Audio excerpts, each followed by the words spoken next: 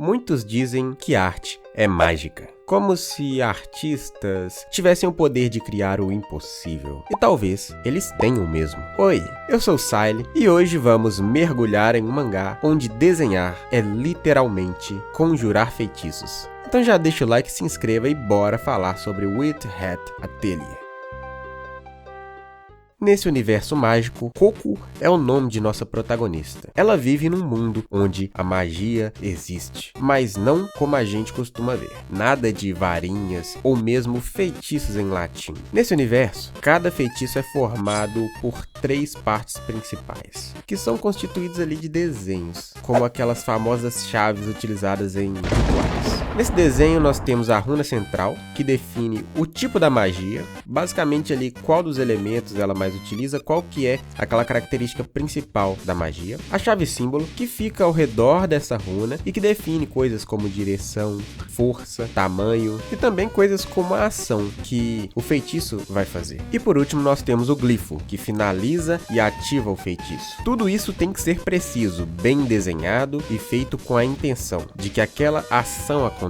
A lógica lembra um pouco de alquimia, tipo em Fullmetal Alchemist, mas aqui é algo mais visual, como um verdadeiro puzzle artístico. E o mais legal desse universo é que esse tipo de habilidade não está reservado a um tipo de pessoa. Todo mundo que existe nesse universo pode usar magia. Mas até então, um grupo poderoso ele escondeu isso do resto da população, espalhando a ideia de que só alguns mínimos escolhidos a dedo conseguem praticar esse tipo de habilidade. Mas a real mesmo é que a magia está na tinta e no conhecimento desses símbolos. Se você sabe os símbolos, sabe a lógica e desenha bem, você pode conjurar qualquer coisa. Inclusive, os bons bruxos dessa obra, eles andam com diversos feitiços ali já desenhados, tanto em papéis como em roupas, em anéis, sapatos. E também sabem desenhar super rápido, alguns até no ar e até escondido, porque basicamente, como eles estão querendo esconder das pessoas que qualquer um ali pode usar mágica, essas pessoas não podem pegar eles desenhando,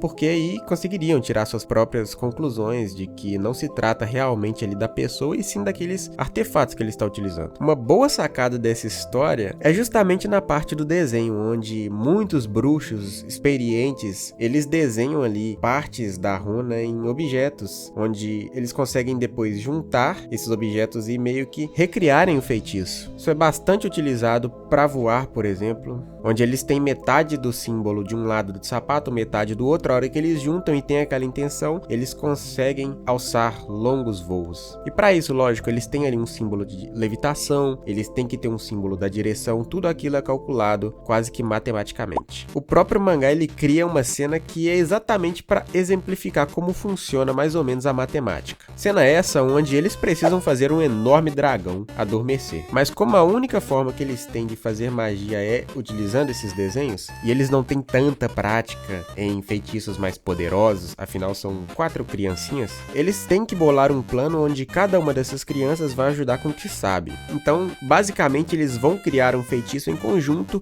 explorando cada uma das habilidades onde essas crianças são melhores. E nesse capítulo eles tiveram a ideia de transformar a parede onde o dragão está encostado em uma areia fina e confortável. Tão fina e tão confortável que ele não vai querer persegui-las e vai deixá-las concluir o plano da história. Só que para isso acontecer, uma série de etapas tem que ocorrer junto.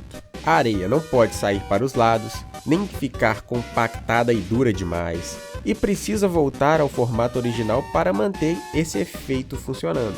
Então, nesse simples feitiço, você precisaria de uma runa para quebrar a parede, você precisaria de outra runa para manter a areia sempre no centro, outra para que sempre repetisse a mesma função, para ter justamente aquele efeito de maciez profunda de quando você deita em um colchão, e você ainda tem que fazer glifos pequenos, pois quanto menor o glifo, mais dessa chave de quebrar a parede você vai conseguir fazer. E isso é muito importante porque quanto mais chaves, mais fina e mais confortável seria a areia. Tudo isso teria de ser feito com desenhos precisos, sincronizados e cada uma das crianças fazendo a sua parte.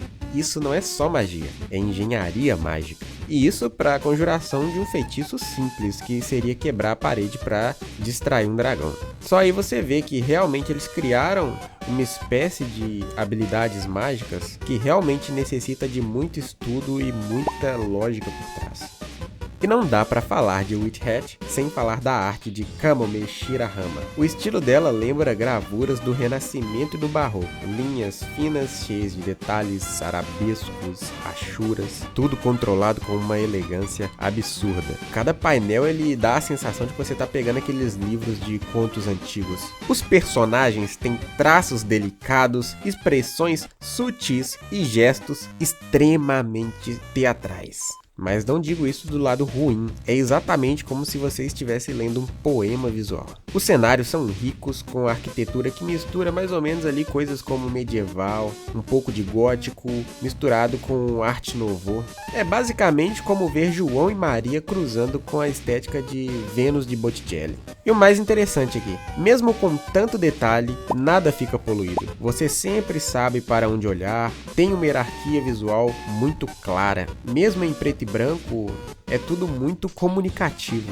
O design é uma delícia à parte. As roupas dos bruxos são lindas, mas também são extremamente funcionais para a narrativa da história. Elas têm bolsos para guardar suas varinhas, suas coisas, têm cintos, ferramentas escondidas. São roupas extremamente leves para diversos movimentos que o mago vai precisar fazer, voar e outras coisas mais. São alongadas para que, se o mago precisar esconder sua mão para fazer algum tipo de feitiço, ele tenha a utilização desse artifício bem amparada. Cada mago tem uma veste ali própria, muito característica. E os chapéus? Na minha concepção, é a parte mais interessante do design de personagens dessa obra em específico. Cada um deles, diretamente e indiretamente, comunicam ideias. Eles meio que separam ali quem seriam os heróis, os vilões da obra. Você tem os chapéus pontudos e os chapéus de aba larga. Se tratam ali de dois grupos diferentes, com opiniões completamente contrastantes, mas que também praticam a magia. Os chapéus pontudos apontam para o céu, simbolizam a ordem e a magia tradicional. E também trazem aquele senso mais de divino do que seria na realidade a prática dessa arte. Já os de aba larga são voltados para os lados, representam liberdade, viagens e um aprendizado mais liberal e fora de qualquer regra, porque essas magias até então têm um poder quase que ilimitado, dependendo simplesmente do conhecimento de cada pessoa. E para isso foram criadas diversas regras, magias proibidas, que um grupo limita e o outro não. O visual inteiro da obra, desde os lugares, personagens, roupas, etc., ele não é só bonito e encantador, ele faz parte de toda uma narrativa. E como eu já disse no vídeo passado, eles contam uma história. Cada detalhe ali, eles querem te dizer uma coisa sobre o personagem ou sobre o lugar a que aquele personagem está inserido. Witch Hat ele valoriza o aprendizado. Os personagens não resolvem tudo com força. Eles pensam, estudam, testam, erram e aprendem como verdadeiros cientistas. Mesmo aqueles que são mais poderosos continuam sendo humanos e precisam dos desenhos certos para vencerem qualquer obstáculo. Isso cria espaço para uma narrativa rica em desenvolvimento de personagem com um crescimento real, passo a passo. Agora, tratando um pouquinho mais fundo da arte, que é o que mais interessa nesse mangá. Ele tem uma das composições de páginas mais bonitas que eu já vi. A conexão entre os quadros é fluida, criativa, quase como uma dança gráfica. Tem momentos que parecem pinturas escondidas entre as páginas de uma história de magia. E olha que eu ainda tô no capítulo 30, enquanto gravo esse vídeo. E até agora, eu não vi uma página que entra ali mais ou menos naquele aspecto, no quesito de desenho. Assim, nem em Berserk, que é o ápice da arte dos mangás, na minha opinião, eu vi uma qualidade em todas as páginas desse nível. O Witch Hat Atelier é uma homenagem à arte, ao conhecimento e à sensibilidade. É um lembrete de que desenhar, no fim, pode ser mágico sim, quando feito com a intenção certa. Se você curtiu o vídeo, deixa o like, comenta o que você achou e se inscreve para apoiar esse projeto. Nos cards aqui ao lado deixei outros vídeos sobre obras tão incríveis quanto essa. Um abraço, Hunters, e até o próximo vídeo.